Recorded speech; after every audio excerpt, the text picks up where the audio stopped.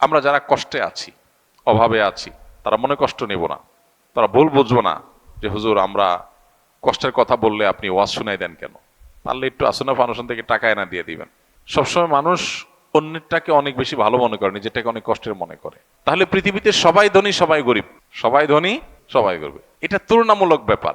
আমি যখন আমার চাইতে উপরের দিকে তাকাবো তখন মনে হবে আমি গরিব, আবার যখন আমি আমার নিচের দিকে তাকাবো তখন মনে হবে আমি ধনী।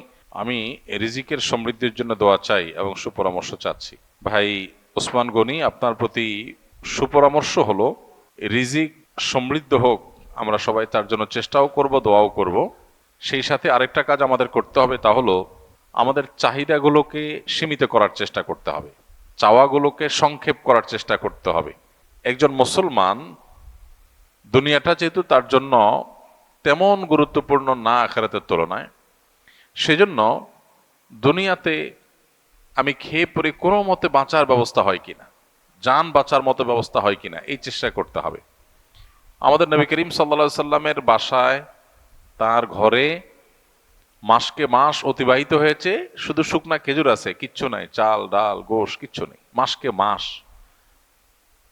আপনি বা আমরা নিশ্চয়ই এর চাইতে বেশি অভাবী না, কিন্তু নবী করিম সাল্লাহ সাল্লাম কোনোদিন তার অভাবের ব্যাপারে কারো কাছে অভিযোগ করেন নাই। তার মানে ওইটা তিনি মেনে নিয়েছেন যে আল্লাহ তাআলা আমার কি অবস্থা রাখছে, আলহামদুলিল্লাহ। তরকারি নাই, লবণ দিয়ে ভাত খাবো, কাঁচামরিচ দিয়ে খাবো, ভাত দুই বেলা নাই, এক বেলা আছে, এক বেলা খাবো, বাদ দুই বেলা সবর করবো। এই মানসিকতাটা লালন করলে যেটা হবে, এই যে রিজিকের কষ্ট, যতটা না ক্ষুধার কষ্ট, যতটা না পেটের কষ্ট, তার চেয়ে বেশি মনের কষ্ট। যেমন নাই, মানসিকভাবে আমি ডিপ্রেসড হয়ে যাচ্ছি, অনেকের আছে, আমার নাই, পেরেশান হচ্ছি, দুশ্চিন্তাগ্রস্ত হচ্ছি।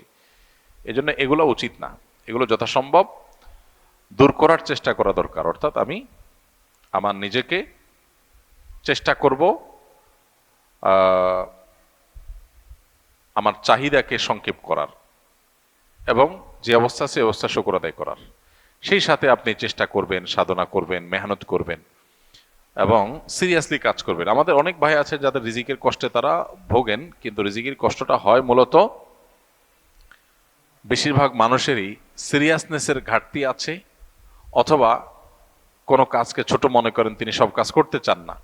মন মানসিকতা যদি এভাবে করেন যে আমি যে কোনো হালাল উপার্জনের মাধ্যম পাই সেটা আমি করবো ইনশাআল্লাহ, এক জায়গায় একটা কাজ করছি, সব বেটে বলে হচ্ছে না, সব মন মতে হচ্ছে না, এটাই দুনিয়া, এটা জান্নাত না, এখানে সব মন মতে হবে না।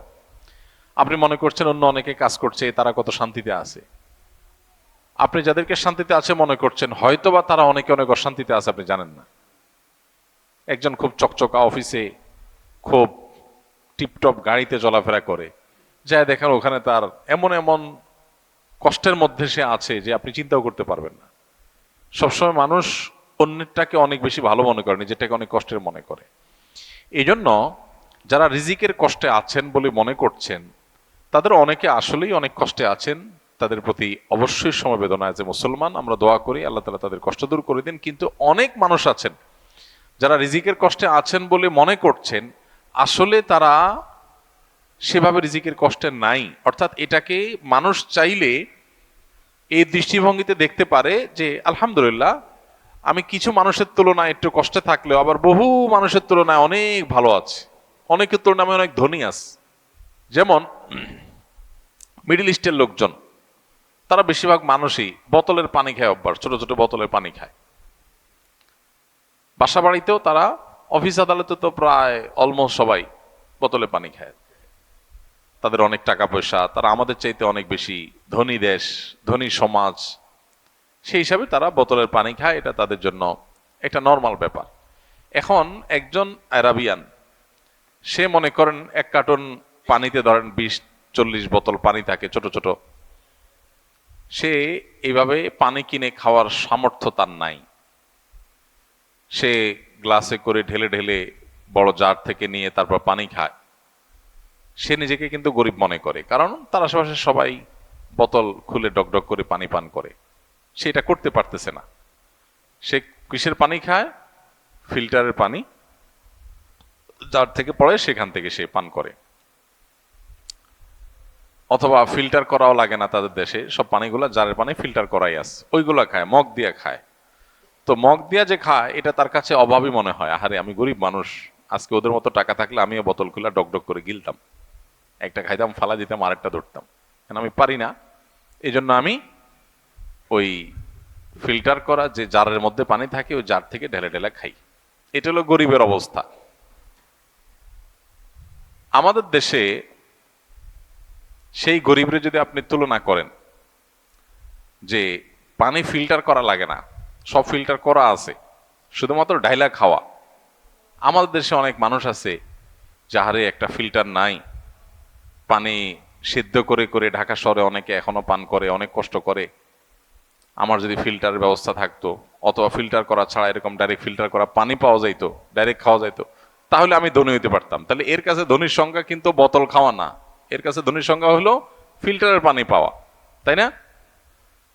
আবার আমরা যেরকম সুন্দর পানি পাই, আফ্রিকার অনেক দেশের অনেক অঞ্চলে মানুষ আছে, তারা যদি জিজ্ঞাসা করেন যে তুমি কেমন আছো ভাই, তো বলবে যে হায় হায়, একটু স্বচ্ছ পরিষ্কার পানি নাই, এই ময়লা শয়লা যা যখন পাই তাই খাইতে হয়, একটু পরিষ্কার পানি পাইতাম, ফিল্টার না হোক একটু পরিষ্কার পানি পাইতাম। তার কাছে ওইটা হলো ধনী হওয়া। তাহলে পৃথিবীতে সবাই ধনী সবাই গরিব, সবাই ধনী সবাই গরিব, এটা তুলনামূলক ব্যাপার। আমি যখন আমার চাইতে উপরের দিকে তাকাবো তখন মনে হবে আমি গরিব, আবার যখন আমি আমার নিচের দিকে তাকাবো তখন মনে হবে আমি ধনী। নবী করিম সাল্লাল্লাহু আলাইহি সাল্লাম আমাদের এই সমস্যার সমাধানের জন্য দৃষ্টিভঙ্গিটা পাল্টাতে বলেছেন। অর্থাৎ তিনি বলেছেন যে তোমরা দুনিয়ার ক্ষেত্রে তোমাদের চাইতে যারা উপরে আছে তাদের দিকে না চেয়ে যারা তোমাদের চাইতে নিচে আছে, কষ্টে আছে, তাদের দিকে তাকাও। তাদের দিকে তাকালে তোমার কাছে মনে হবে আলহামদুলিল্লাহ আমি তো অনেক ধনী, আমি তো ময়লা পানি খাওয়া লাগে না, আমি তো আলহামদুলিল্লাহ স্বচ্ছ পানি পাই, একটু ফিল্টার করে খাইতে পারি। তো এই দৃষ্টিভঙ্গিটা আমাদের দুনিয়ার ক্ষেত্রে লালন করতে হবে। দিনের ক্ষেত্রে, আমলের ক্ষেত্রে হলো উল্টা। সেক্ষেত্রে হলো আমি আমার চাইতে যারা উপরে আছে তাদের দিকে তাকাবো, তখন মনে হবে আমি আর কি এমন আমল করলাম, আমি আর কি এমন ভালো কাজ করলাম। তো আল্লাহ তাআলা আমাদের এই দৃষ্টিভঙ্গিকে পরিবর্তন করার তৌফিক দান করুন। আমরা যারা কষ্টে আছি, অভাবে আছি, তারা মনে কষ্ট নেব না, তারা ভুল বুঝবো না যে হুজুর আমরা কষ্টের কথা বললে আপনি ওয়াজ শুনাই দেন কেন, পারলে একটু আসনা ফাউন্ডেশন থেকে টাকা এনে দিয়ে দিবেন, টাকা না দিয়ে আপনি ওয়াজ শুনাই দেন কেন। ভাই, টাকা আসনা ফাউন্ডেশনের টাকা এভাবে দিতে পারবো কি পারবো না সেটা তো ভিন্ন আলাপ, কিন্তু টাকার চাইতে বড় সলিউশন হলো এই মানসিকতার পরিবর্তন। এটা হলো আসল ট্রিটমেন্ট, স্থায়ী ট্রিটমেন্ট। টাকা আজকে দিলাম আপনাকে আমি বা অন্য কেউ দিল, আপনার সমাধান হলো সমাধান, আবার সমস্যা আসবে, আবার সমস্যা হবে। মানসিকতা যদি পরিবর্তন করে নেন দেখবেন যে আপনার ট্রিটমেন্ট নিজেরটা নিজে করতে পারবেন। বেশিরভাগ ক্ষেত্রেই মানসিকতা পরিবর্তন করে আমাদের অভাবে আসি যে এই মানসিকতাই দূর করা সম্ভব। আমি অভাবে নাই, আমি অভাবে নাই আলহামদুলিল্লাহ, বহু মানুষের তুলনায় আমি ভালো আছি আল্লাহ শুকর। তাহলে আপনার মানসিকভাবে যে কষ্টটা এটাই দূর হয়ে যাবে।